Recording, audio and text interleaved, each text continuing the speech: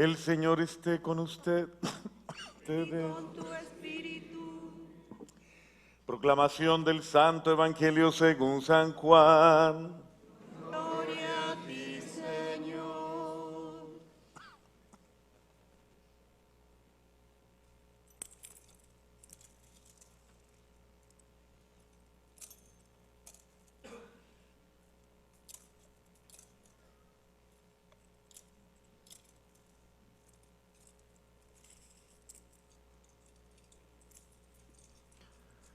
En aquel tiempo Jesús se fue a la otra orilla del mar de Galilea, a lo largo de Tiberíades.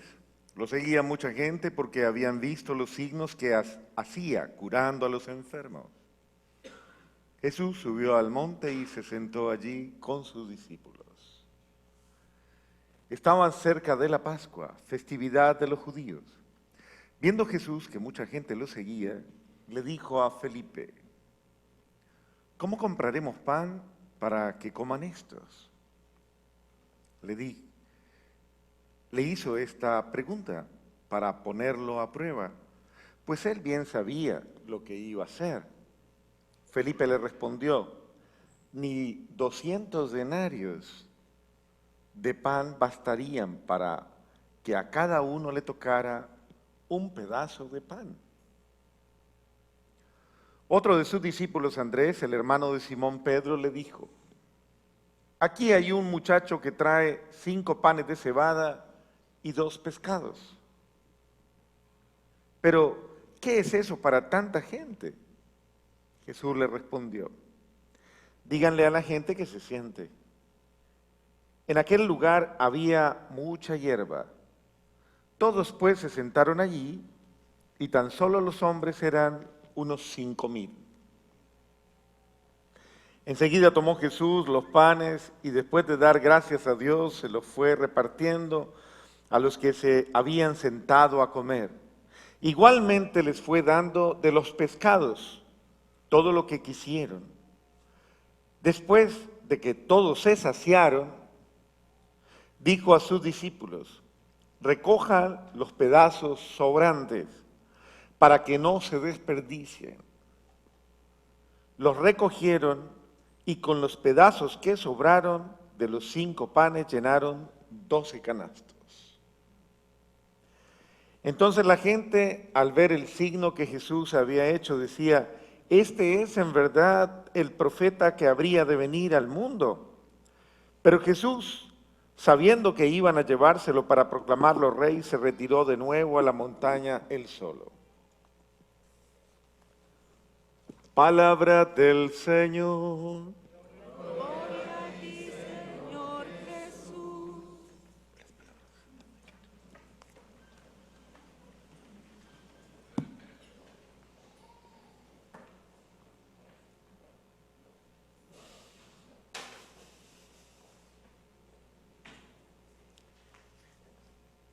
El Evangelio de hoy nos ayuda a reflexionar acerca precisamente de esa generosidad de Dios.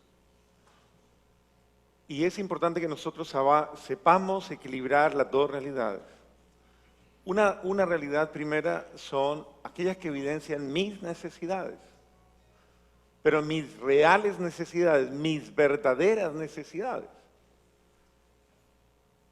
Muchos de nosotros lastimosamente tenemos necesidades muy artificiales, necesidades que no son verdaderamente necesidades esenciales, sino superfluas.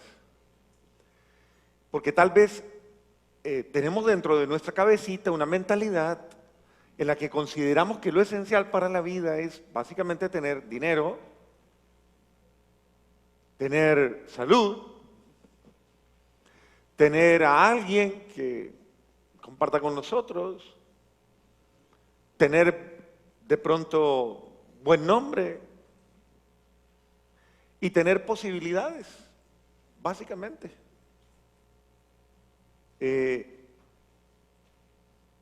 Pero muchas veces nos quedamos cortos en la reflexión porque muy pocas veces hacemos una valoración integral de nuestro ser.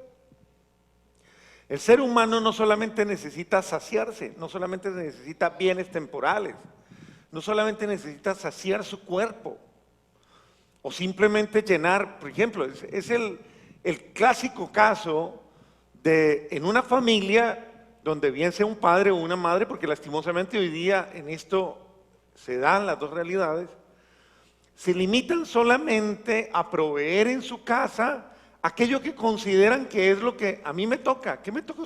Si yo les doy de comer, si yo los visto, si mire la casa que les tengo, si vea cómo trabajo para que ustedes tengan esto o aquello. ¿Eso es suficiente? Les pregunto. ¿Es suficiente? Pues claro que no es suficiente, porque el ser humano tiene otras necesidades que no las satisfacen solamente los bienes temporales, sino necesidades que van mucho más allá. Ese ser humano que busca en la vida, que le busca un sentido a la vida, que busca, porque mire, la lectura básicamente del Evangelio está referida en este sentido. La gente busca a aquel que pueda darles algo que le dé sentido a su vida, una palabra, un gesto, una expresión, algo que le dé sentido a mi vida. El ser humano busca algo que me sane, que me aliente, que me ilumine, que me muestre. Ese es el sentido de la vida. Por eso, hasta uno alcanza a entender por qué hay gente que muchas veces se va de nuestra iglesia y migra. Muchas veces hay gente que va migrando, lastimosamente, de culto en culto, de iglesia en iglesia. Y muchas veces no seamos tan precipitados a juzgarlos, que son simplemente porque son inestables. Muchas veces buscan porque no han encontrado, porque no encuentran el lugar de acogida, porque no encuentran el lugar de crecimiento, porque no encuentran afecto. Porque imagínense qué triste es, por ejemplo, uno venir, por ejemplo, a la iglesia católica, entrar a la iglesia católica y desde que uno entra hay gente haciéndole mala cara a uno. Dígame. ¿Ah? ¿Eso le parece bien? Y mientras tanto se va a otra denominación y desde que llega le están sonriendo y tratándole bien. ¿Eso es verdad o no es verdad? Pero los católicos no somos conscientes de esto. Los católicos no somos conscientes de expresar una respuesta. ¿A qué viene la gente a una iglesia? Dígame, ¿a qué viene la gente a una iglesia? ¿A qué? ¿Sí ve? ¿Sí ve cómo estamos de perdidos? ¿A qué viene la gente a una iglesia?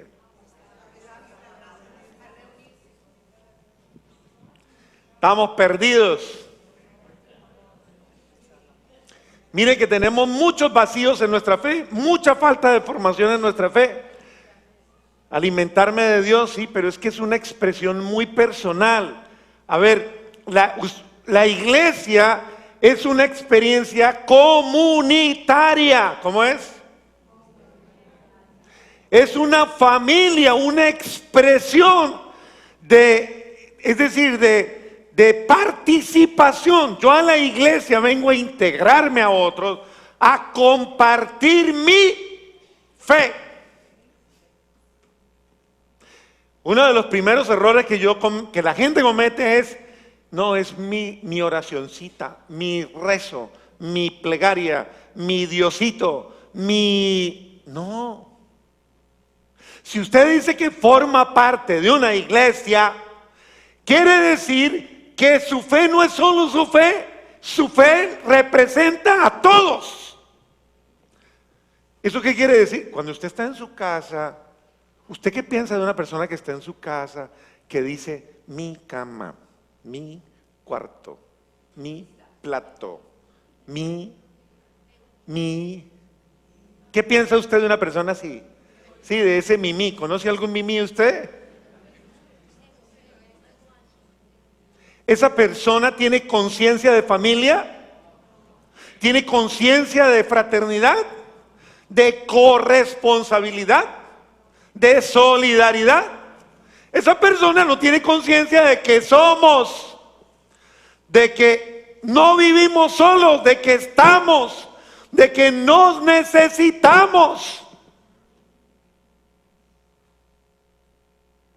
A esa persona le hace falta caer en cuenta. Y si vio, con mucho respeto se los digo, con mucho cariño, pero todas las primeras respuestas es: vine a rezar. No, usted no vino a rezar.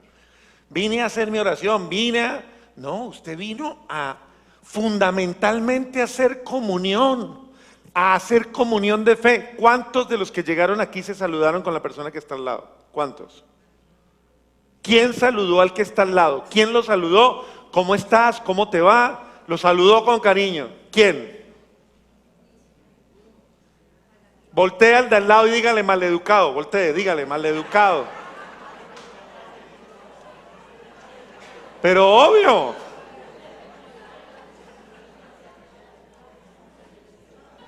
Eso es calidad humana, eso es calidad de fe, eso es calidad, eso es cariño, porque usted no se encuentra con un extraño, es un hermano en la fe, que tal vez necesita tu saludo ese día, tal vez necesita tu cariño, tu atención. ¿Cuánta gente habrá que viene incluso a misa y nadie la determina? Y se va de aquí, ¿como qué? Como un abandonado, huérfano, huérfana, solo, solitario. Fui a la iglesia y a nadie le importé. A nadie. Nadie se preocupó por mí. Y ese es el síndrome de los seres humanos hoy día. Ese es el síndrome de nuestra humanidad, una humanidad sola, una humanidad con hambre, con sed. ¿Pero con sed de qué? Con sed de fraternidad, con sed de amor, de cariño, de caridad. ¿Cómo es de linda la gente que se deja llenar por ese espíritu y le interesa a la otra gente? No que sea metiche, ni lambona, ni nada de eso, ni chismosa. Bueno, hay quien sí le gusta. Venga, mija, cuéntame cómo va su marido. Lo mismo es siempre, no, cuente a ver. Y nada que cambia, no. No faltará gente que es así, lastimosamente. Pero ese no es el sentido. El sentido básicamente es que yo me siento tan bien cuando alguien se interesa por mí o no. ¿Quién se debe interesar por los hermanos en la fe? ¿Quién? Nosotros. Por eso en otras denominaciones son tan prolíficos, porque son cálidos. Porque desde que llega, sea por lo que sea porque después le van a sacar el diezmo, no importa, pero por lo que sea. Pero así me saquen el diezmo, yo lo pago con felicidad, porque me trataron con cariño. Pero en una comunidad a la que yo llego, nadie me trata bien, nadie le importa y después me piden plata. No, olvídese. Mejor me voy para otro lado. Entonces, mire, yo pienso que en esto tenemos que ser mucho más sensibles y mucho más conscientes. La comunidad, esta iglesia es una comunidad y mi fe se demuestra en mi fraternidad. Así como el amor familiar se demuestra en hechos, en acciones. Qué bueno es estar con usted, vea qué rico. ¿Cuánta gente hay que vive en su casa y ni siquiera se da cuenta a qué hora llegó, ni a qué hora salió, ni comió, si no comió, si se despidió, no hizo nada? Porque esa persona vive ahí, pero como dicen ustedes, como un inquilino. Como un fantasma también. Y entonces las casas que se vuelven hotel, restaurante. Hay gente que vive en su casa como si fuera un hotel o como si fuera un restaurante, pero no le da calor de hogar. La familia es la expresión en la que se sacian las necesidades fundamentales del ser humano. Y póngase a pensar, esa mamá que ha trabajado todo el día, esa mamá que se ha desgastado toda una vida, esa mamá tiene necesidad de cariño, de amor, de una llamada, de al menos un hola mamita, ¿cómo sigue? ¿Cómo le va? ¿Cómo se siente? pero ¿qué si yo ya le doy lo que necesita? Dios mío. Eso es. ¿Qué me importa que me des si no te importo yo realmente? Sí me importa, por eso le doy. No, es que no. No tranquilice su conciencia. Es como el que se va del hogar, sea padre o sea madre, y simplemente provee. Y no le importan ni siquiera sus hijos. No habla con ellos nunca. No dialoga. Es decir, ¿quién responde a esas necesidades esenciales? Dígame quién. ¿La vecina? ¿El vecino? ¿Quién responde a esas necesidades esenciales humanas? Pues aparecerá alguien que se las resuelva mal por allá, de cualquier manera. E irremediablemente esa persona va a desear irse de esa casa, irse a otro lugar. Y vivimos en una sociedad que expulsa a los miembros de la familia, ¿no? Vivimos en una sociedad en la que cuando ya el miembro de la familia se vuelve pesadito, usted ya está como grandecito, ¿no? Ya es como hora, ¿no? Ya es como tiempo. Eso es una sociedad, un tipo de sociedad demasiado materialista, utilitarista. Bueno, yo pienso que esto es muy importante, porque es importante que pensemos en las necesidades del ser humano. El ser humano tiene necesidades reales, concretas, y la mayor necesidad que tiene el ser humano es la necesidad de comunión, de interrelación. Yo te necesito, usted necesita, o usted no necesita de nadie. Pregunto, ¿usted no necesita de nadie? ¿No necesita de nadie?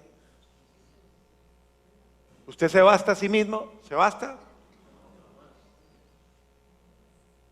Usted siempre necesita de alguien. Y hay un alguien que necesita de usted.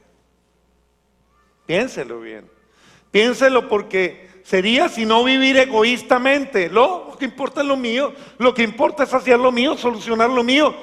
Y eso es un egoísmo alma, es una forma de vivir egoísta. Y eso no es cristianismo. El cristianismo está fundamentado en la comunión, es expresión de vida. Por eso Jesucristo se entregó para la comunión de los hermanos. Jesucristo no fundó una iglesia de solitarios. No le dijo a usted, venga, rece usted por acá, usted rece por acá, usted rece. Y nos encontramos por allá solitos, pero nunca se junten. Acuérdese, juntos pero no revueltos. Jesucristo nunca dijo eso. Jesucristo involucró de tal manera a los apóstoles, que muchos eran extraños y muchos ni se querían. Los involucró de tal manera que el primer lenguaje fue enseñarles a ¿qué? A amarse. Los unos a los otros, amarse. Porque esa es la necesidad primera de un ser humano, aprender a amarse. Mire que es antropológico. Todo ser humano le gusta ser aceptado y promovido. Y si usted a una persona, por eso la gente busca grupos, por eso la gente busca realidades integracionales, porque el ser humano es un ser social, necesita de otros, necesita sentirse bien, que llegue y le digan, oiga, usted tan querido, tan querida, oiga, qué bueno que venga, que nos ayude, qué bien lo hiciste, reconocimientos. Pero llegar a un lugar donde a toda hora le están criticando lo que usted hace, a toda hora le están descalificando todo, pues usted se aburre.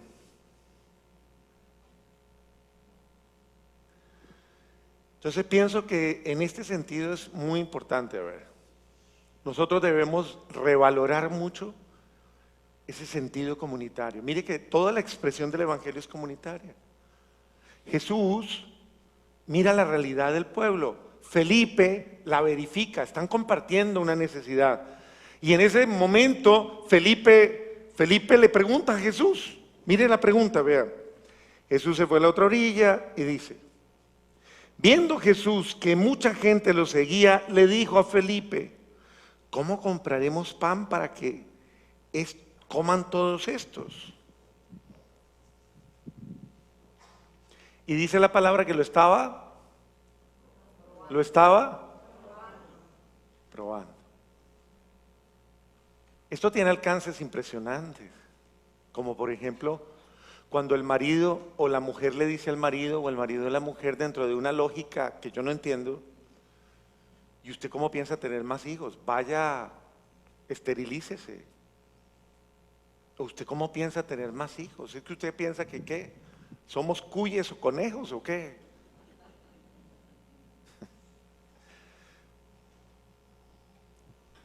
¿Usted qué cree? Eso, es que a mí me lo han dicho. Padre, ese cuento de que el muchachito viene con el pan debajo del brazo, no, padre, olvídese. Entonces usted no tiene fe. Usted no es una, no es el cuento no es que no sea, el cuento es que usted no cree. Usted no cree que Dios es providente y que Dios verdaderamente tiene la capacidad de saciarle, de darle. Dios es generoso. Pero mire cómo Dios nos pone a prueba en la vida muchas veces. Y muchos de nosotros, ¿qué hubiera dicho Felipe? ¿Cómo que respondió? Dijo, no, ni olvídese, ¿quién va a mantener a toda esa poca gente?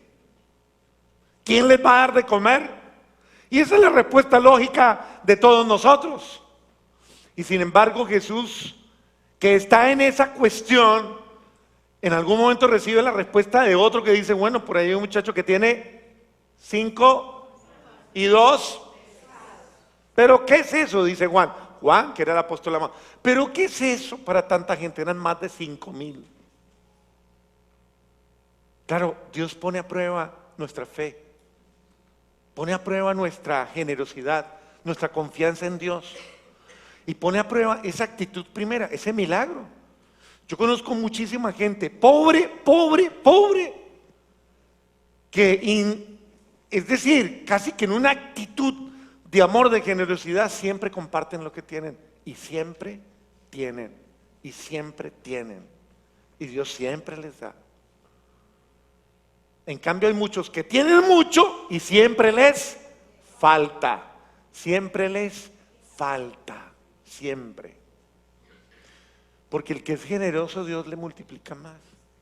Bueno, miren cómo Dios nos está invitando a que nosotros hagamos una reflexión muy seria. Esto cabe absolutamente en todo. Lo voy a llevar a la segunda lectura para que sea un poquito aplicado. La segunda lectura es del apóstol San Pablo a los... ¿Y la primera es de qué? ¿De qué es la primera? ¿De dónde es la primera lectura? No, la primera lectura, no mientan. Primera lectura, ¿de dónde la sacamos? ¿No leyó bien Catalina? ¿Qué estaba pensando usted cuando leyeron la primera lectura? ¿De dónde la sacaron? Del libro de los Reyes. ¿Y de qué hablaba la primera lectura? ¿De qué hablaba la primera lectura? ¿De qué? Exactamente, exacto, el mismo esquema del Evangelio. Eliseo, que recibió unos dones y que tiene un pueblo hambriento y que le dice al generoso que vaya y déselo a ellos, sácienlo, denles. Pero no, tanta gente, vaya hombre.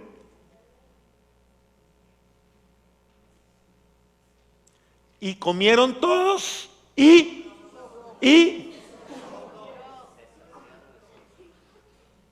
se saciaron y sobró. En la segunda lectura, que uno podría verla ahí como ve tan atravesada esa segunda lectura, ¿no? Dice el apóstol: yo, Pablo, prisionero por la causa del Señor, los exhorto a que lleven una vida digna del llamamiento que han recibido o de la vocación que han recibido. Una vida digna. Y dice: sean siempre humildes y amables, sean comprensivos y sopórtense mutuamente con amor. Esfuércense en mantener unidos en el espíritu con el vínculo de la paz. ¿En mantener qué? ¿Mantener qué? Mantener unidos. Miren que ese es uno de los retos. Y mire que ese es el sentido básicamente de esto. Multipliquen. El apóstol se está refiriendo precisamente a eso. ¿Cuántas veces la gente le dice, es que ya no puedo más, yo ya no me lo aguanto más? Yo ya no me aguanto a esta familia más, yo ya no me aguanto a mi marido más, yo ya no me aguanto a mi mujer, ya no me aguanto a los muchachos, ya no me aguanto. Decir, y el apóstol al contrario dice, no, aguanten, no dice, no inventen.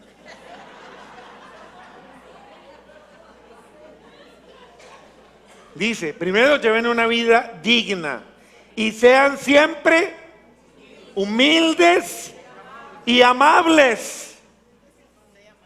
Y yo he escuchado muchas veces que le dicen a uno, a mí ya se me acabó la paciencia, ya se me acabó el aguantadero, ya se me acabó la resistidera, ya se me acabó. Y el apóstol dice, sean siempre humildes y amables, sean comprensivos. ¿Y qué más? Y sopórtense mutuamente con amor. Luego dice, esfuércense en mantenerse unidos en el espíritu. A mí me parece que es muy generoso. Bueno, ¿qué tiene que ver esto con la lectura primera y el evangelio? Dígame, ¿qué? ¿Qué tiene que ver? ¿Qué relación hay entre las dos lecturas que hablan de la comida y de saciar y esta? ¿Por qué el apóstol nos pide que hagamos eso? Que seamos siempre humildes, comprensivos, mansos, amables, generosos. ¿Por qué? Porque el bien se multiplica, porque hay que hacer el bien, porque hay que dar lo bueno, porque hay que ser generoso, porque esto genera la mejor condición para que todos sean saciados en la necesidad básica. Y esa necesidad básica hace que nos sintamos unidos, siempre amables, siempre queridos, siempre generosos. Si yo participo de una iglesia de esa naturaleza, yo puedo confiarle a esa iglesia mis necesidades, a ese hogar mis necesidades. Porque ese es el sentido del hombre. El ser humano necesita responder a sus necesidades, pero necesita que lo acojan con amabilidad, con cariño, con amor. Así que multiplique su bondad, sea generoso en su bondad, porque usted muchas veces puede llegar a decir, yo ya no soy capaz de soportar esta familia, yo ya no soy capaz de sobrellevar este hogar. Y Dios dice, al contrario, dice, ok, venga, yo bendigo. Mire, y este es un punto excelente y maravilloso. Nadie puede por sí mismo. Ahí es donde yo voy a Dios y le digo a Dios, Dios mío, lléneme de su amor, deme la gracia, lléneme de su espíritu, sácieme usted con su amor, sane mis heridas, sane mi dolor, sane mi desesperación, sane ya mi desilusión. ¿Cuántos están desencantados incluso de los suyos? Y hasta dicen, no, yo ya me desilusioné, ya no quiero luchar más, ya me cansé. Pero Señor, sáneme de todo aquello que me está desilusionando, porque si no, no aguantaría ningún hogar. ¿O sí? ¿Cuántos años llevan ustedes juntos? ¿13? Ah, poquito, ¿no? Pero ¿les ha rendido o no? ¿Todavía tiene paciencia o no? ¿Sí? ¿Todavía aguanta? Bueno. Necesito uno más madurito, más cosechadito. A ver, uno. ¿Usted cuánto lleva ahí, hermano? Usted lleva 27. Bueno. Sí, aquí está todavía, pero usted todavía está ahí, todavía suave, todavía no está tan duro. A ver, ¿cuál está más madurito? Aquí hay uno, a ver, ¿cuánto? 53. ¿Usted le gana? Ah. 55 y 53. Eso sí, hay que felicitarlos porque esto es la prueba de la multiplicación de la paciencia, de la multiplicación de la humildad, de la multiplicación absoluto. Todos los días, a toda hora, en todo momento, para que no falte lo que necesite una familia y un hogar, para que no se mueran de hambre. Y estoy seguro que los hijos, los nietos, los amigos y todos los que ven que estos todavía están ahí, hasta los vecinos van. Hasta los vecinos, todo el mundo va, porque ahí hay un buen fruto, hay un buen signo, hay una señal de perseverancia en el amor y eso llena mi corazón. Amén.